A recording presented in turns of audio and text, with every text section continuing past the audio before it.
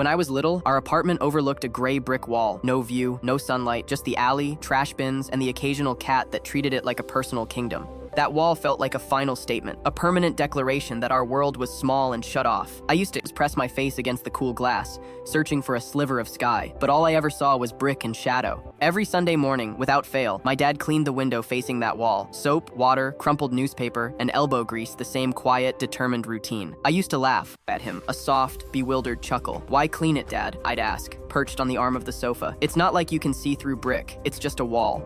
He'd never pause his work, just smile, that gentle, knowing smile of his hands moving in steady, circular motions. "You never know, Nick, when the view will change," he'd say, his voice calm and certain. It was his weekly mantra, a phrase that sounded like nonsense to my young, literal mind.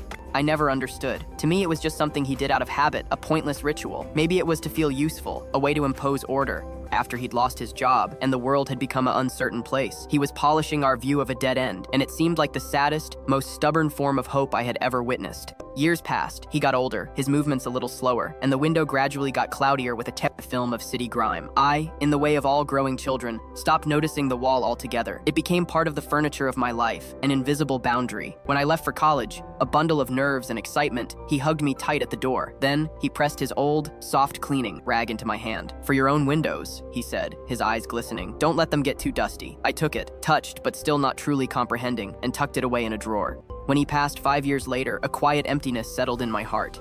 I came back to the old apartment to clear it out, the silence within it a heavy, tangible thing. The wall was still there, the same network of hairline cracks, the same dull red bricks holding all our memories. It felt like confronting a ghost, but as I stood there, lost in grief, my hand reached for a cloth and I began to wipe the window, a pure, instinctual act of connection. It was then I noticed something I hadn't before. Across the wall, almost faded into the brick itself, were words scrawled in chalk, likely from years, maybe even decades ago. "Good morning, stranger. Keep shining." My breath caught in my throat. It must have been written by the kids from the building next door, a message tossed into the universe without a second thought. And my dad, he must have known it was there.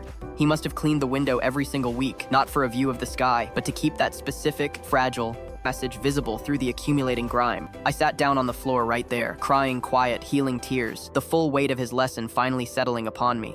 He hadn't been cleaning a window. He had been tending to a single, fragile flower of hope in a shadowed place. He'd spent years making sure that if I ever bothered to look, I could still see a reason to keep shining, even if it was only reflected in a wall. Now, every Sunday in my own apartment, which has a lovely view of a park, I clean my window too, not because I expect a better view, but because I remember the passionate man who believed, with every fiber of his being, that clear glass could fundamentally change how you saw the world, even if the world itself didn't change at all.